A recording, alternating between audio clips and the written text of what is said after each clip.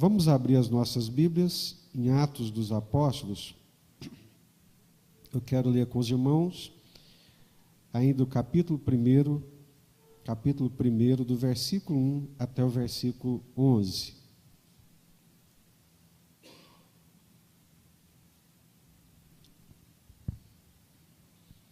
Atos dos Apóstolos, capítulo 1. Escrevi o primeiro livro ao Teófilo, relatando todas as coisas que Jesus começou a fazer e a ensinar, até ao dia em que, depois de haver dado mandamentos por intermédio do Espírito Santo aos apóstolos que escolhera, foi elevado às alturas. A estes também, depois de ter padecido, se apresentou vivo, com muitas provas incontestáveis, aparecendo-lhes durante 40 dias e falando das coisas concernentes ao reino de Deus. E comendo com eles, determinou-lhes que não se ausentassem de Jerusalém, mas que esperassem a promessa do Pai, a qual disse ele: de mim ouvistes. Porque João, na verdade, batizou com água, mas vós sereis batizados com o Espírito Santo não muito depois desses dias. Então os que estavam reunidos lhe perguntaram: Senhor, será este o tempo em que restaures o reino a Israel? Respondeu-lhes: Não vos compete conhecer tempos ou épocas que o Pai reservou pela sua exclusiva autoridade, mas recebereis poder ao descer sobre vós o Espírito Santo, e sereis minhas testemunhas tanto em Jerusalém, como em toda a Judéia e Samaria e até os confins da terra. Ditas essas palavras, foi Jesus elevado às alturas à vista deles, e uma nuvem o encobriu dos seus olhos. Estando eles com os olhos fitos no céu, enquanto Jesus subia, eis que 2 varões vestidos de branco se puseram ao lado deles e lhes disseram: Varões galileus, por que estáis olhando para as alturas? Esse Jesus que dentre vós foi assunto ao céu, virá do mesmo modo como o viste subir. Amém? Vamos orar? Curva a sua cabeça. Nós vamos orar nesse momento, pedindo a Deus que fale ao nosso coração. Quando nós nos reunimos, o Senhor se faz presente. E a presença do Senhor, ela nos consola, conforta, edifica e também transforma a nossa vida. Pai, nós nos prostramos diante da Tua presença, muito cientes das nossas limitações e da nossa incapacidade natural de alcançar o celeiro do Senhor e daí retirar, ó Deus, o alimento espiritual. Por isso nós precisamos da ação sobrenatural do Teu Espírito Santo. Em nome do Senhor Jesus, Pai, eu te suplico, derrama sobre nós uma graça especial nessa manhã, que os nossos ouvidos espirituais sejam abertos, que os olhos do nosso coração possam perceber, ó Deus, as verdades espirituais que estão aqui na Tua palavra, perceber, receber, obedecer e glorificar o Teu santíssimo nome. Livra-nos de toda perturbação, de toda inquietação, de tudo aquilo que não procede do Senhor, do maligno que vem roubar a semente, o entendimento e a compreensão da Tua palavra. Nós te clamamos e pedimos em nome do Senhor Jesus, Pai. Amém? Todas as vezes que eu leio esses primeiros versículos do capítulo 1 também do livro de Atos, o que me vem à mente é essa perspectiva egocêntrica das bênçãos de Deus. Ou seja, o Senhor Jesus está falando para os discípulos do reino de Deus, dos propósitos eternos de Deus, do plano redentivo de Deus, do mistério oculto desde a eternidade que para eles está sendo revelado. E eles, ao invés de elevar os olhos para enxergar com os olhos de Deus, para ter essa mesma perspectiva que Deus tem, eles não conseguem e insistem numa perspectiva pessoal, individual e egocêntrica do reino de Deus e das bênçãos de Deus. Lucas está dizendo, e nós lemos aqui, que o Cristo ressurreto, Jesus, se apresenta vivo e com provas incontestáveis diante deles, comendo e bebendo durante 40 dias com eles e ensinando-lhes e falando-lhes das coisas concernentes ao reino de Deus. Vamos imaginar, irmãos, o que esses discípulos estão vivendo. Eles saíram de Jerusalém para as regiões da Galileia, assustados, amedrontados, afugentados, porque viram Jesus sendo preso, viram Jesus sendo chicoteado, viram Jesus ensanguentado, viram Jesus sendo crucificado, viram Jesus morto naquela cruz no Calvário, viram Jesus sendo sepultado, e agora o mesmo Jesus está ali diante deles, conversando com eles e comendo com eles. É um milagre. É uma ação sobrenatural da parte de Deus. E nesses 40 dias que Jesus está com eles, como que num preparo final do plano de Deus e do propósito de Deus para eles, Jesus está lhes falando de coisas concernentes ao reino de Deus. Consegue imaginar esse Jesus que fora morto e que agora ressurreto, vivo, com provas incontestáveis, comendo? É o mesmo Jesus, não é um espírito. Não é um espírito, não é uma aparição, não é uma manifestação espiritual do Jesus morto, não. É o mesmo Jesus que foi colocado no túmulo, que foi colocado no sepulcro, está ali agora com eles, comendo, bebendo e falando de quê? De quê? Das coisas concernentes ao reino de Deus. Amém?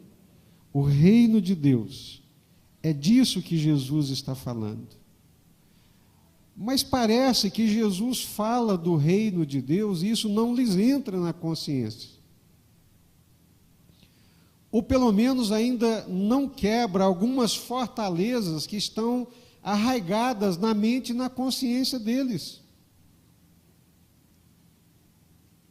Jesus está falando do reino de Deus e na primeira oportunidade que eles têm, eles perguntam: mas Senhor, será este o tempo em que restaures o reino a Israel?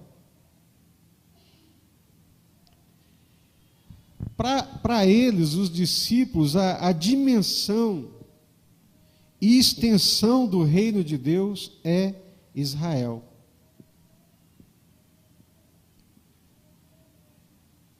Eles associavam o ministério de Jesus com o imediato e visível aparecimento do reino de Deus, em fulgor de esplendor externo e com um estrondo de força material.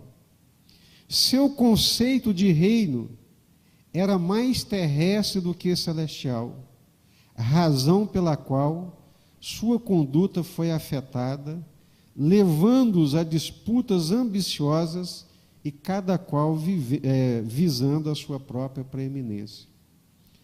Jesus está falando do reino de Deus, do plano eterno de Deus, dos mistérios de Deus, daquilo que Deus está realizando, e a percepção deles é única e exclusivamente terrena, humana e material.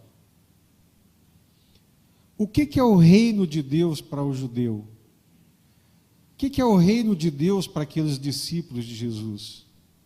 O reino de Deus para eles é a restauração do reino davídico. Reino de Deus para eles é o reino de Israel. A visão deles é tão limitada sobre os planos de Deus e os projetos de Deus, que Jesus está falando do reino de Deus, que é maior do que Israel, que é maior do que a igreja. Tem gente também que tem uma visão tão limitada do reino de Deus, que quando ele pensa no reino de Deus, ele pensa na igreja. E muitas vezes nem na igreja de Jesus universal, mas ele pensa na sua denominação ou na sua igreja local. O reino de Deus é muito maior do que Israel. O reino de Deus é muito maior do que a igreja. É o reino de Deus. Mas na concepção deles, judeus como era, historicamente, ao longo dos anos, ano após ano, acalentando a esperança da vinda do Messias, para o Messias restaurar o reino de Israel. Essa é a perspectiva deles. Esse é o sonho deles. Essa é a ambição espiritual deles. O reino davídico, o reino de Salomão, o reino de Israel sendo restaurado. Eu fico pensando, se não fosse Jesus, a decepção era muito grande. Jesus um dia fala para eles assim: olha, guardai-vos do fermento dos fariseus. Eles começaram a brigar entre eles. Você tinha que ter trazido o pão, você esqueceu de trazer o pão. Como é que ficou na sua responsabilidade de trazer o pão para nós, você não trouxe, agora o mestre está reclamando que a gente não tem pão. Aí Jesus, pelo amor de Deus, como é que vocês não entendem que eu não estou falando desse pão? Vocês não viram agora mesmo eu multiplicando poucos pães e milhares de pães? Será que vocês nunca abrem os olhos para entender as coisas espirituais? Será que os olhos do coração é tão fechado, é tão lacrado que não conseguem perceber as coisas espirituais que eu estou falando? Quando eu digo o fermento dos fariseus, eu estou falando do comportamento, da doutrina, do estilo de vida, da maneira de viver, dos valores. Agora Jesus está falando do reino de Deus. E eles associam o reino de Deus com o reino de Israel. Quando eles entendem que Jesus é o Messias, eles associam o ministério de Jesus com o imediato e visível aparecimento do reino de Deus em termos visíveis, concretos e materiais na restauração do trono de Davi e com Jesus ali assentado no trono. Então, quando Jesus, que desenvolve a maior parte do seu ministério na Galileia, quando Jesus chama os discípulos para irem para Jerusalém, e nós vamos ver isso aqui em Lucas, Evangelho de Lucas, eles acreditam piamente que Jesus está indo para Jerusalém para chutar o traseiro dos romanos e restaurar o reino de Israel, assentar no trono e governar como o filho de Davi, o Messias de Deus. Essa é a expectativa deles. eles estão seguindo Jesus nessa expectativa. Estão subindo para Jerusalém nessa expectativa. Abra sua Bíblia em Atos, em Lucas, Evangelho de Lucas, capítulo 9.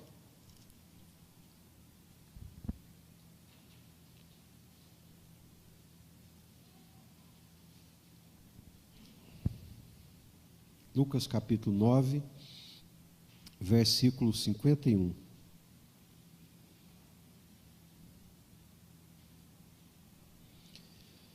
Lucas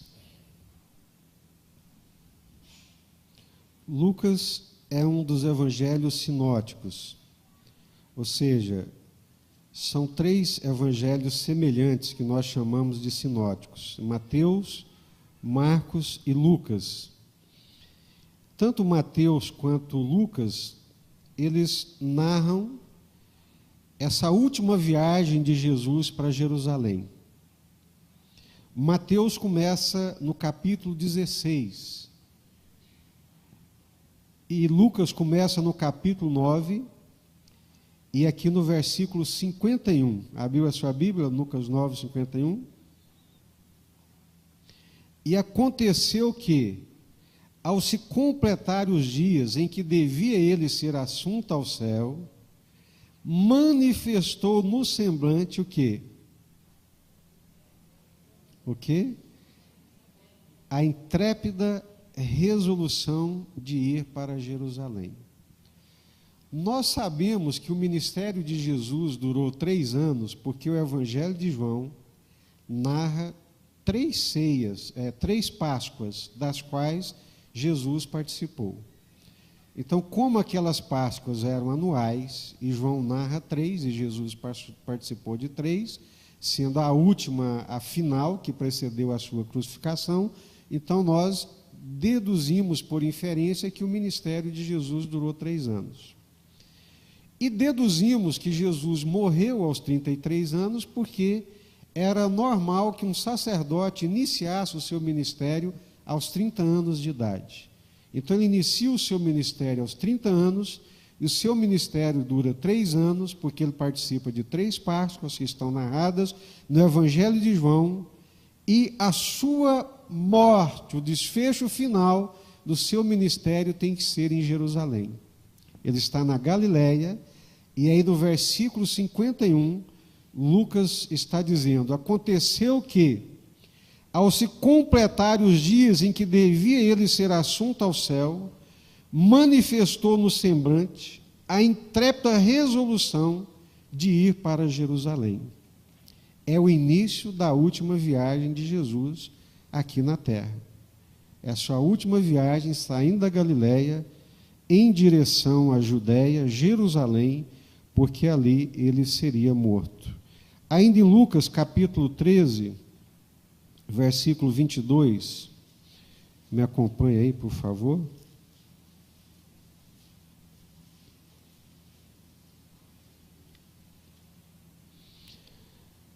Lucas 13, 22 diz o quê?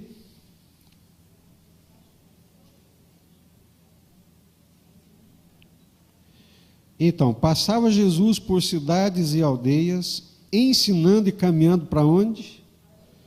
Para Jerusalém, né? Versículo 33, aí do capítulo 13 ainda. Capítulo 13, versículo 33. Importa, contudo, caminhar hoje, amanhã e depois, porque não se espera o quê?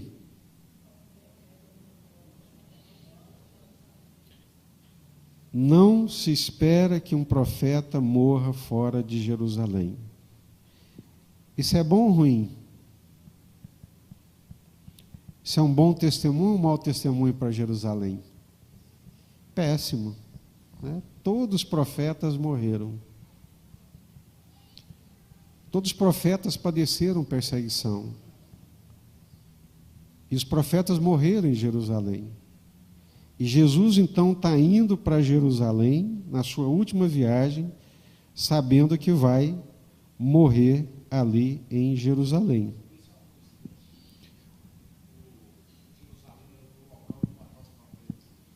Jerusalém, Arnaldo está perguntando se era uma coincidência. Não, porque Jerusalém era o centro do poder religioso e ali havia os julgamentos e ali o cerco fechava, né?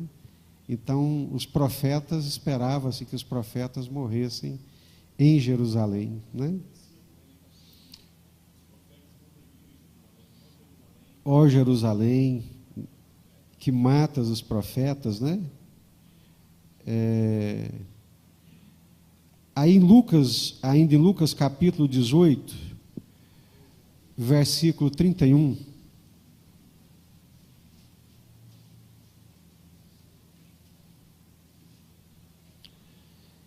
Lucas capítulo 18, versículo 31.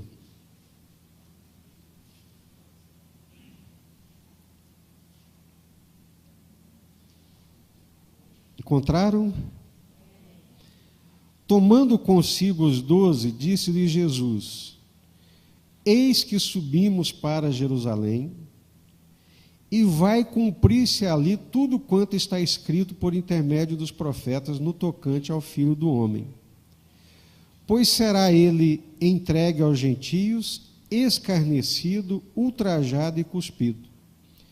E depois de o açoitarem, tirar-lhe-ão a vida, mas ao terceiro dia ressuscitará. Versículo 34, o que acontece? Eles entendem tudo que Jesus está falando. Eles, porém, nada compreenderam dessas coisas. O sentido dessas palavras estava encoberto, de sorte que não percebiam o que ele dizia. Num texto paralelo a esse, que é o de Mateus capítulo 16, quando Jesus falou isso para os discípulos, o que aconteceu? Lembram? O Pedro pegou Jesus, puxou para o lado e falou assim: mas o que é isso, Senhor? Isso não pode acontecer com o Senhor, né? Tem compaixão de ti mesmo, Senhor, né? E o que Jesus responde para ele?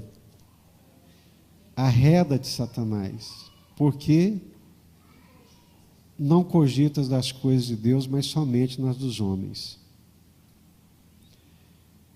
Então, Jesus está subindo para Jerusalém, e os discípulos estão indo com ele. A expectativa de Jesus é uma, e a dos discípulos é outra. Há uma dissonância entre o que Jesus pensa e o que os discípulos estão pensando. Será que isso pode acontecer com a gente hoje? Com certeza, né? Pode acontecer conosco exatamente o que está acontecendo com os discípulos. Jesus está pensando numa coisa, as expectativas de Jesus é numa direção, e os discípulos estão pensando noutra completamente diferente. Qual que é a expectativa de Jesus ao subir para Jerusalém? Cumprir o propósito de Deus, redenção, vai sofrer, vai ser entregue, humilhado pelas autoridades, cuspido, ultrajado. Qual que é o sentimento do coração de Jesus? Resolução. Lucas fala que Jesus manifesta resolução em subir para Jerusalém. Ele sabe o que o espera, sabe qual é a vontade de Deus, mas ele está resoluto. Esse é o pensamento de Jesus. E agora, qual é o pensamento dos discípulos? O que os discípulos estão pensando? Ele vai restaurar o reino. Ele vai para Jerusalém. Nós já vimos aqui os milagres, já vimos aqui o poder que ele tem, multiplicar pães, andar sobre águas, ressuscitar mortos. Jesus vai chegar lá e num passe de mágica, num poder de autoridade, ele vai assumir o reino. O filho de Davi, chegou, vai expulsar os romanos e o reino de Israel vai ser restaurado. Esse é o pensamento dos discípulos. E nesse pensamento, a mãe de 2 discípulos chega para Jesus e fala o quê? Exatamente: Senhor, quando o Senhor estabeleceu o teu reino, o Senhor sentar lá no trono de Davi, de Salomão, permita, Senhor, que um desses meus filhos se assente à tua direita e outro à tua esquerda. Né? Exatamente, né? Ministério da economia, né? Do planejamento, garantem os meus filhos, Senhor. Esse é o pensamento deles. Que ilusão, ou que discrepância, né? Ou que falta de percepção. Jesus é tomado de um espírito, de um sentimento do propósito de Deus, da vontade de Deus e da missão de Deus. E os discípulos que estão com ele há 3 anos estão tomados por outro espírito. Jesus está cogitando das coisas do reino de Deus. E eles estão cogitando de quê? Das coisas do reino dos homens. Oh, gente, que dó. Que triste, não é? Que triste. Aí vamos subindo para Jerusalém. Capítulo 19, versículo 11.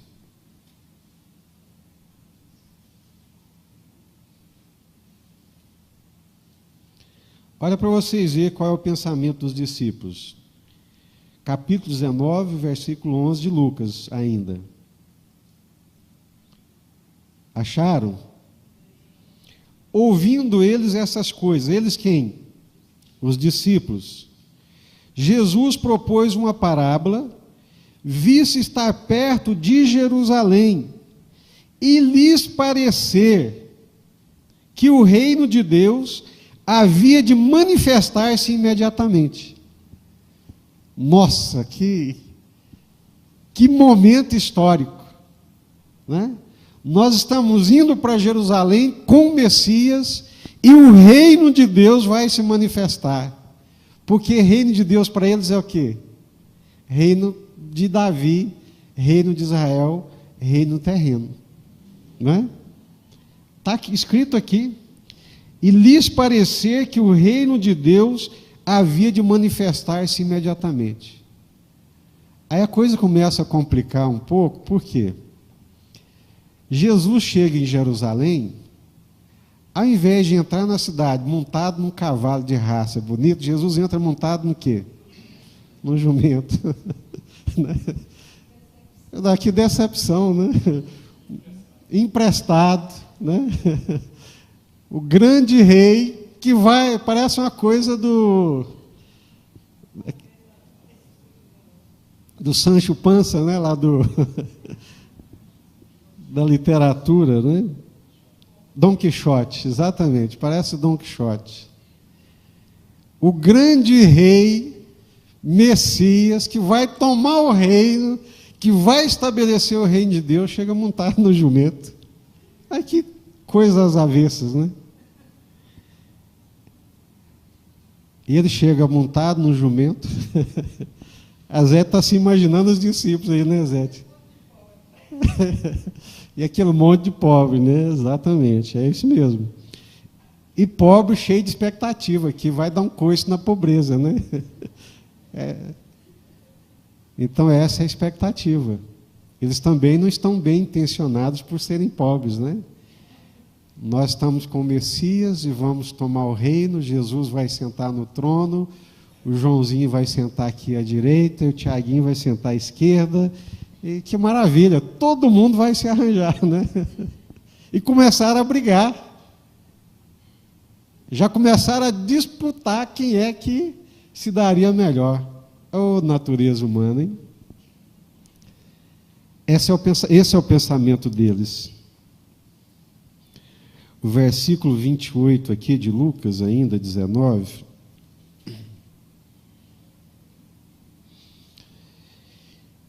E dito isso, prosseguia Jesus subindo para Jerusalém. Jesus entra na cidade, montado num jumento, é preso pelos sacerdotes, levado a Pôncio Pilatos, espancado, coroa de espinho, humilhado, achincalhado, cuspido, socado, chutado, e os discípulos boquiabertos. O que passa pela mente dos discípulos quando veem o Messias, que eles apostaram tudo, deixaram tudo para segui-lo, achando que ele era o cara, que ele ia mudar a sorte deles, que eles deixaram de ser pescadores para se transformarem em ministros. O que passa pela cabeça deles? Eles surtam. Pedro nega Jesus,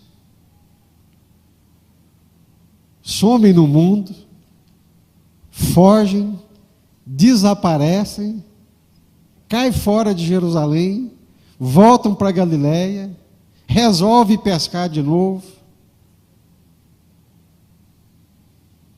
porque deu tudo errado. O tiro saiu pela culatra. Os poderes estabelecidos continuam dominando.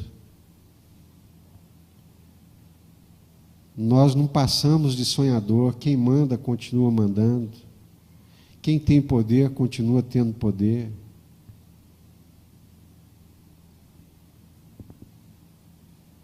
E aí, em Lucas 24 e 21, isso fica muito claro. Então, seguindo o raciocínio de Lucas,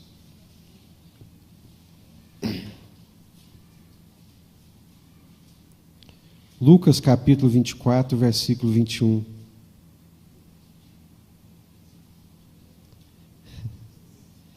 Acharam o versículo 21? O que está escrito aí?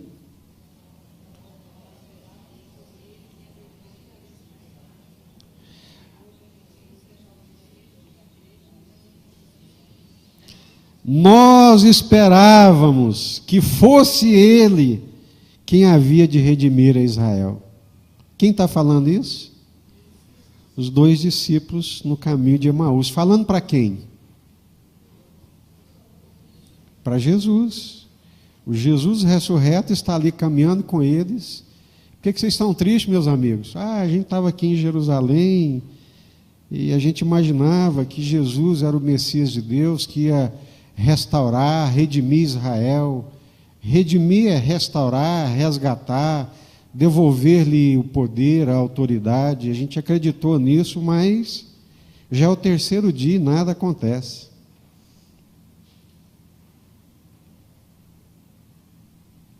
Versículo 25. Então lhes disse Jesus: ó nécios e tardos de coração, para crer tudo o que os profetas disseram. Porventura não convinha que o Cristo padecesse e entrasse na sua glória? Oh Deus, tem misericórdia de nós, né? Aí passou, Jesus morreu, Jesus ressuscitou, está ali, numa prova cabal, de que ele é o Cristo de Deus, que ele é o Messias de Deus, que o seu corpo não viu a corrupção, que ele venceu a morte, que ele venceu o pecado, que ele venceu o diabo. Gente, vamos abrir os olhos, vamos olhar para as coisas de Deus, vamos entrar na dimensão de Deus e do plano de Deus, falando 40 dias das coisas do reino de Deus. Entenderam? Sim, Senhor, entendemos tudo. Mas vai ser agora que o Senhor vai restaurar o nosso reino? Isso me lembra, né? Parece coisa de criança, mas há uns 22 anos, 20 anos atrás, tinha uma música evangélica que a gente cantava muito, Junta a Ti. Acho que é da Aline Barros, né? Aí eu estou vindo da chácara, tardezinha, preparando para vir para a igreja. A Débora, 2 aninhos, sentada lá atrás, com o Samuel. Samuel sempre mais caladão, mas a Débora sempre mais conversadeira, né? Mais participativa. E aquela música tocando ali antigamente, toca-fita, né? Aí ela encosta perto de mim, e eu dirigindo assim: papai, o que é junto a ti? Eu falei: minha filha, junto a ti é estar perto, pertinho. Entendeu, filha? Entendi, papai, mas o que é junto a ti? Aí expliquei de novo, com mais vagar, com mais paciência. Entendeu, filha? Entendi, pai, mas o que é junto a ti? O que é junto a ti? Ela não conseguia abstrair a ideia do junto a ti. É a mesma coisa, irmãos. Jesus está falando do reino de Deus, de um reino eterno, de valores eternos, e a gente egocentricamente está pensando no nosso reino, no meu reino, no meu trono, no meu lugar ao sol. Como é difícil mudar valores, conceitos e ideias preconcebidas. A mente dos discípulos parecia estar ocupada com apenas uma ideia: o nosso reino. Era a única coisa que parece que eles conseguiam pensar. Estou explicando o que é junto a ti, estou falando, me esforçando, abstraindo, trazendo para o concreto, tentando fazer compreender. Entendeu, minha filha? Entendi sim, mas o que é junto a ti? Gente, o reino de Deus chegou. O reino de Deus, que era uma esperança, chegou. O reino de Deus proclamado pelos profetas. O reino de Deus que ocupou a esperança, a expectativa dos profetas, o sonho do povo de Deus. O reino de Deus chegou. É mesmo, Senhor, chegou. Mas cadê que a gente não está vendo? O reino de Deus chegou. O tempo final do plano de Deus chegou. Está inaugurado. Começa um novo tempo. É o tempo do reino de Deus. Do reino de Deus que venceu o império das trevas. Do reino de Deus que venceu o pecado. Do reino de Deus que venceu a morte. Do reino de Deus que está trazendo agora a vida de Deus, a vida eterna, a relação com Deus, a comunhão com Deus, a presença com Deus. Entenderam? Entendemos, Senhor, mas e o nosso reino? Quando é que isso vai acontecer? Essa é uma perspectiva egocêntrica da obra de Deus e de suas bênçãos. Quando nós não conseguimos abstrair, quando nós não nos permitimos ser catapultados para essa outra realidade, a realidade de Deus, a realidade do reino de Deus, a realidade espiritual, e insistimos em permanecer numa realidade puramente natural, puramente humana, puramente terrena, estéril, sem vida de Deus, sem presença de Deus, sem graça de Deus. Misericórdia. Sim, Cida. Pois não, sim.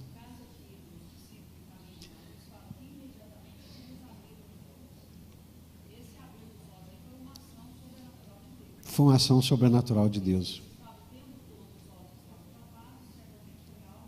Sobrenatural.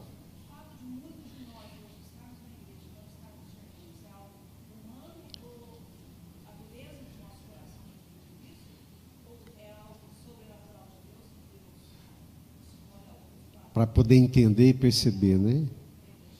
Eu vou precisar do... Cadê o microfone sem fio, meninos? Para a gente, para a participação ser ouvida. Só um pouquinho, Cida. Porque é muito importante essa questão que a Cida está levantando e encaixa perfeitamente com o que nós queremos falar aqui. Pode trazer aqui, Wagner. Está aqui na frente, por favor.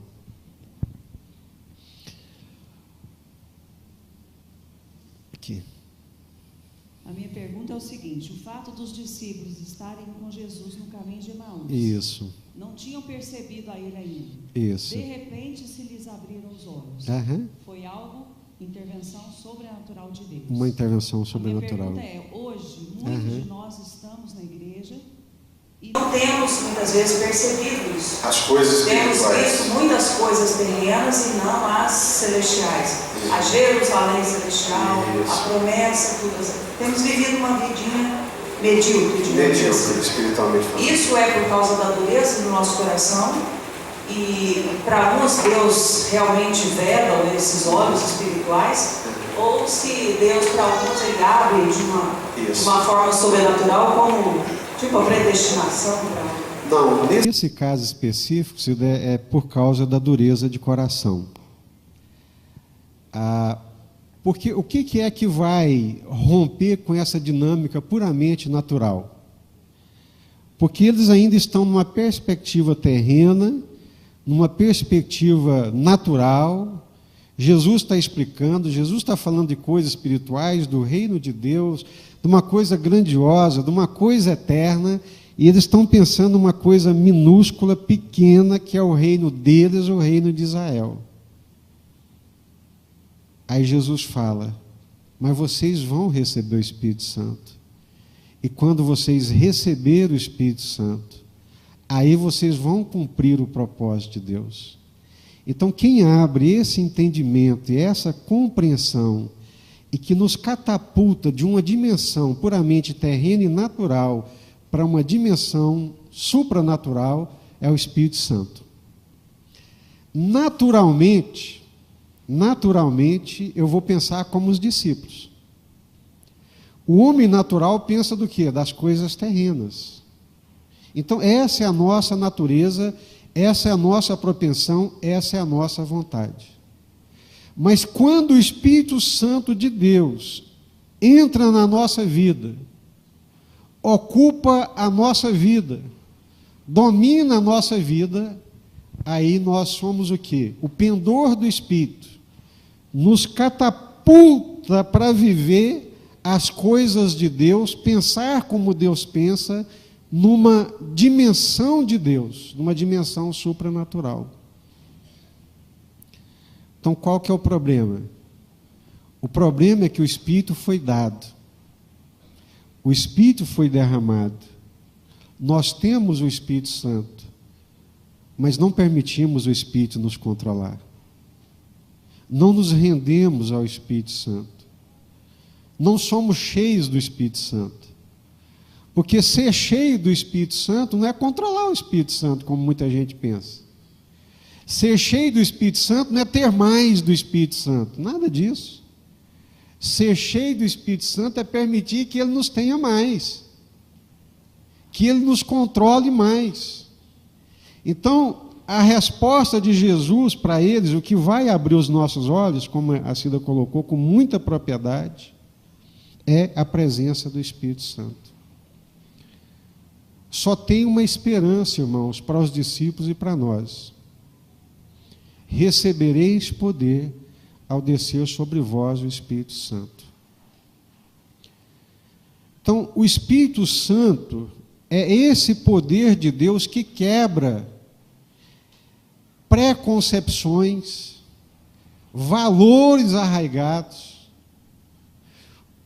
valores culturais dominantes, desejos.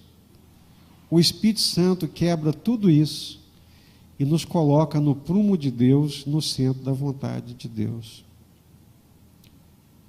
Então, essa é a grande verdade. Quando eu não estou, eu falo de mim pessoalmente, quando eu percebo que a minha mente está divagando e não está tendo percepção das coisas de Deus e do reino de Deus, voltado mais para as coisas terrenas, eu sei que a chama do Espírito Santo não extingueis, não apagueis, não entristeçais o Espírito Santo. Eu sei que eu posso estar entristecendo o Espírito Santo ou apagando a chama do Espírito Santo. É o que eu sempre falo aqui, tem muitos de nós que temos o Espírito Santo, mas a chaminha do Espírito Santo na vida é bruxuleante, enquanto ela poderia brilhar, incendiar, jogar a gente para essa dimensão de Deus, do reino de Deus.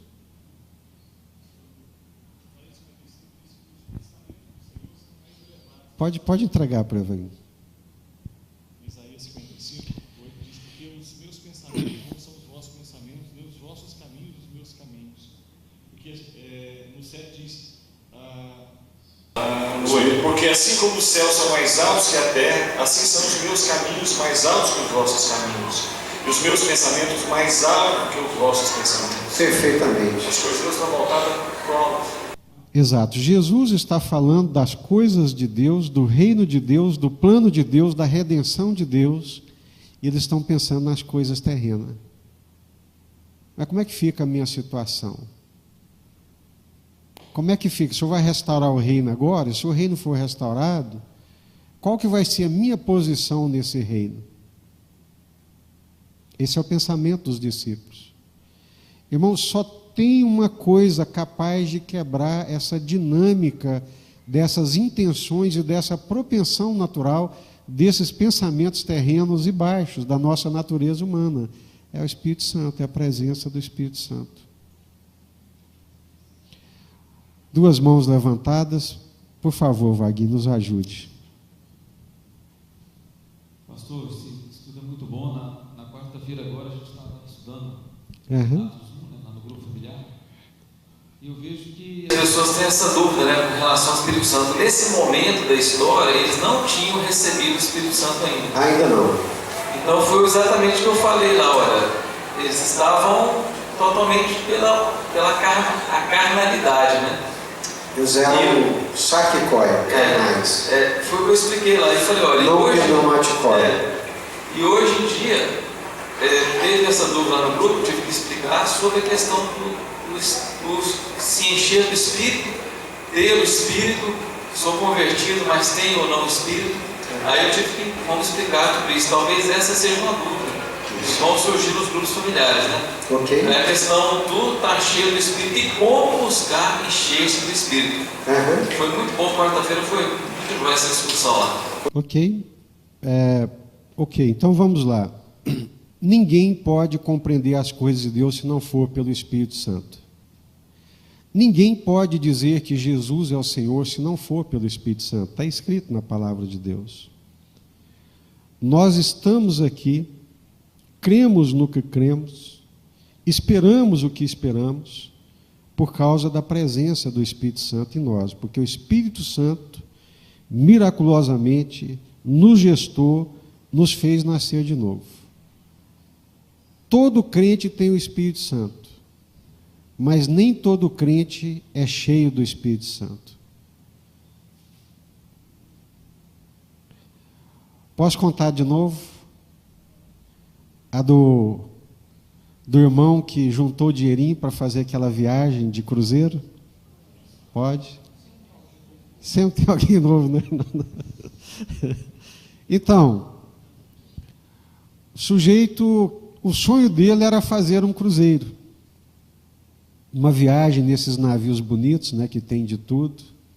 E com muita dificuldade ela juntou dinheirinho daqui e dacolá, até que conseguiu comprar a passagem, né?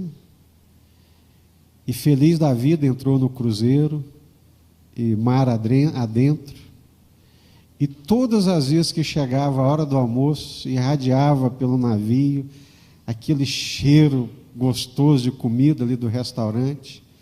Ele entrava para a cabine dele, abria o pacotinho de bolacha e sal e começava a comer bolacha e sal.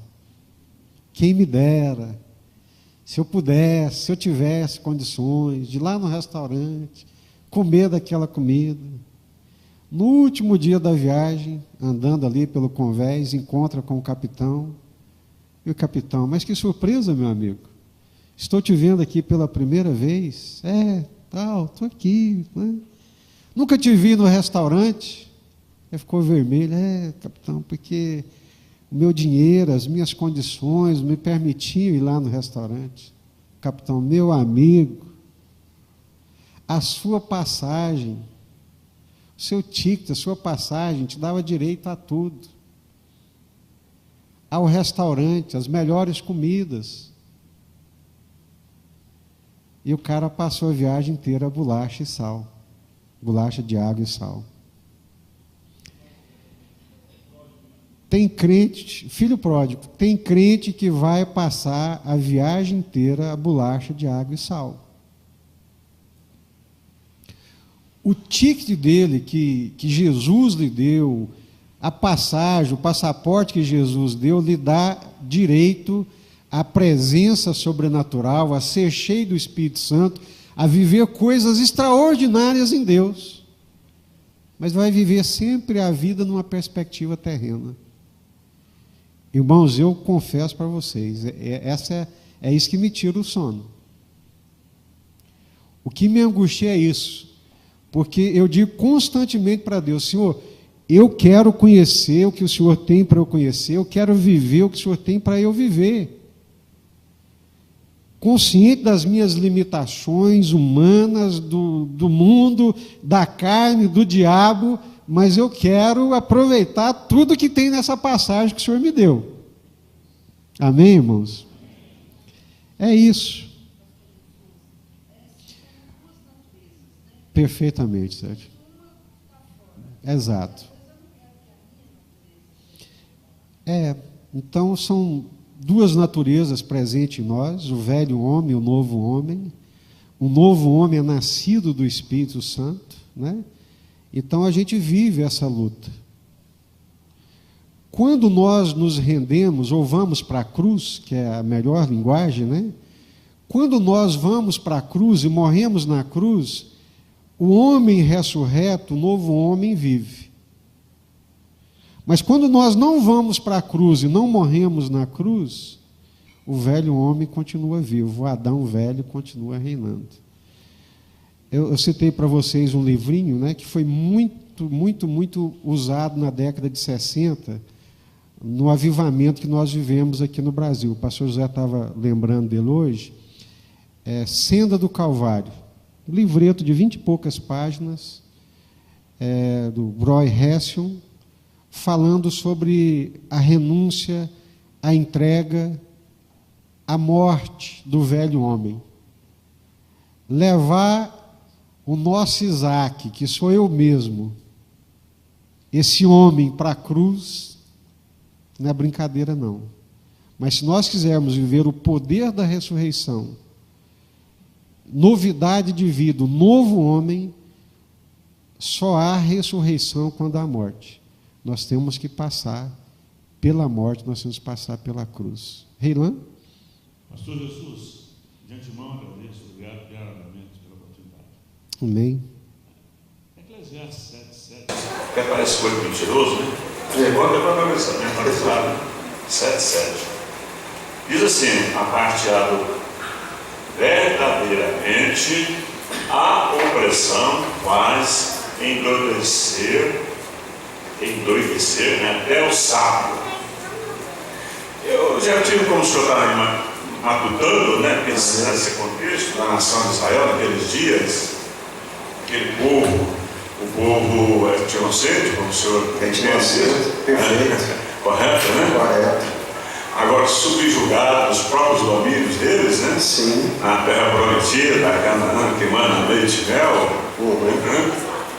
Agora vamos analisar isso. Jesus reúne essa periferia, como o senhor bem colocou aí, os galileus, né? Isso. Agora, lá diante, né, da suntuosidade que é Jerusalém, né? Perfeito. Então, cá de nós, são humanos, né? Exato, claro.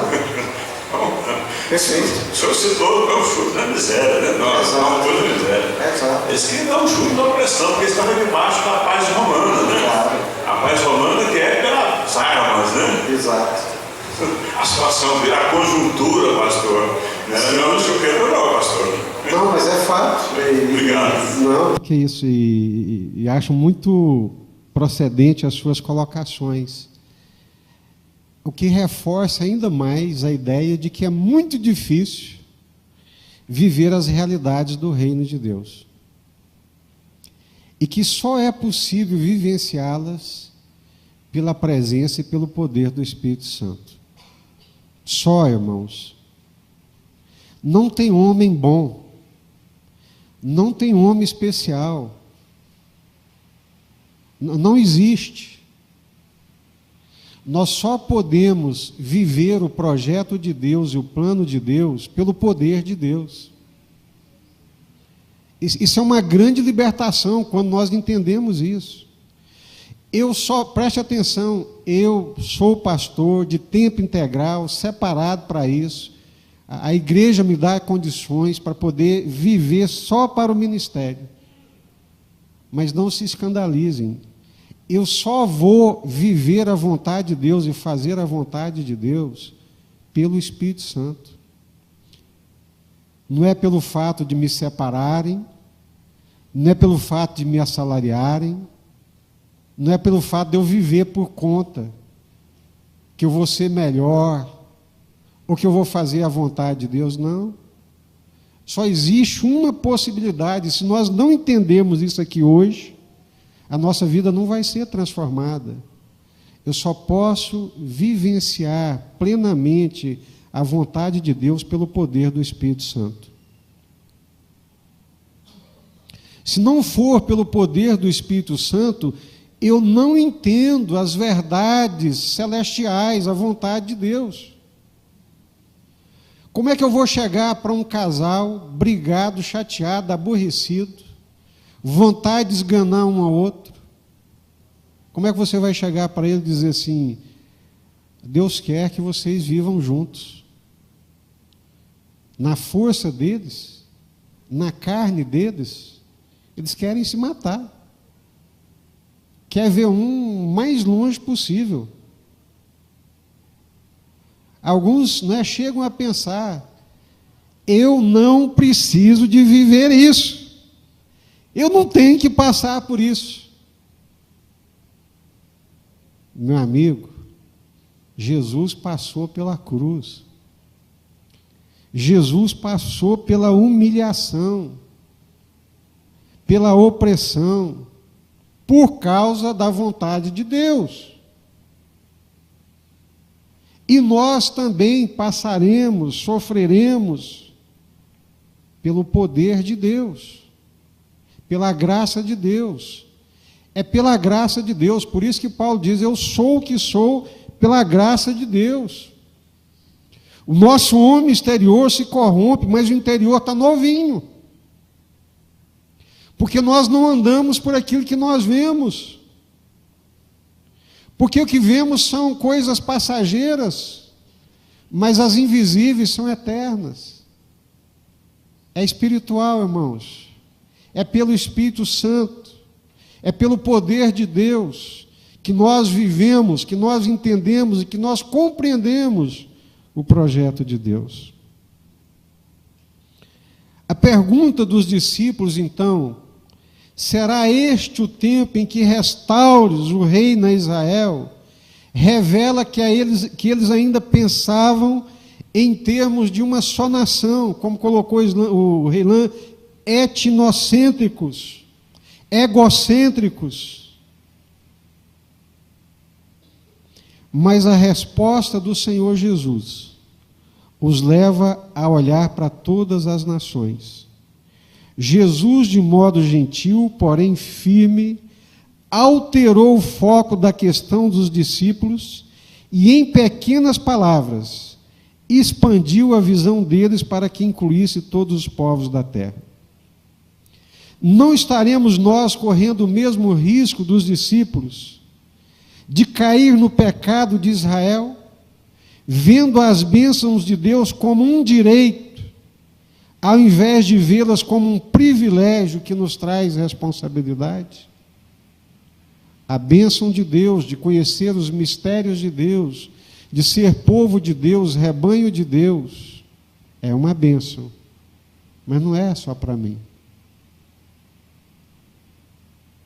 A perspectiva de Deus é: em ti serão benditas todas as famílias da terra. Isso nos empurra para o fato de que Jesus responde para os discípulos: não vos compete saber datas nem épocas. O futuro está em boas mãos. O futuro está nas mãos do Pai Celestial. Amém? É Ele quem sabe. É Ele quem decide tempos e épocas. Vocês querem saber uma coisa que não é da competência de vocês. Isso é da competência do Pai Celestial. Quanto a vocês, missio Dei, façam a missão de Deus.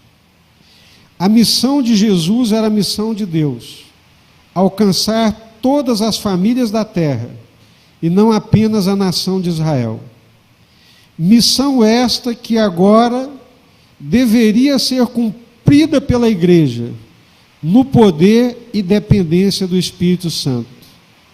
Era como se o Senhor estivesse dizendo: tirem o foco de vocês mesmos e olhem para o que Deus quer fazer em todas as nações da terra. Amém? Irmãos, é uma vida muito pequena e muito limitada. Não me leve a mal. Quando nós olhamos só para o nosso umbigo, só para as nossas coisas, só para a nossa vida. É comer bolacha de água e sal, enquanto nós podemos participar do reino de Deus, da missão de Deus, dos propósitos de Deus. Amém? Meus irmãos, é restringir demais a nossa capacidade humana e espiritual a comer, beber, dormir e procriar. É maravilhoso, mas é muito pequeno diante daquilo que Deus tem para nós. Nós podemos entrar nas mansões celestiais com as mãos cheias. Amém? Nós podemos viver uma vida aqui, independentemente das circunstâncias, podemos viver uma vida cheia do Espírito Santo. Mas e aí, Senhor? Quando é que o Senhor vai restaurar o reino? Quando é que a situação política vai mudar? Quando é que a gente vai deixar de ser oprimido, subjugado? Vocês vão receber o Espírito Santo. E quando vocês forem cheios do Espírito Santo, vocês vão pensar nas coisas de Deus. Vão pensar tão alto quanto Deus pensa. Vocês vão pensar em alcançar as nações. Vocês vão pensar em fazer um estrago no reino do diabo. Vocês vão pensar em arrancar almas que estão indo para o inferno. É nisso que vocês vão pensar. Irmãos, quando nós não estamos pensando nessas coisas, que Jesus pensa, que Deus pensa, mas estamos queimando as nossas energias apenas com as coisas da terra, é porque nós estamos sendo terrenos, carnais e vazios do Espírito Santo.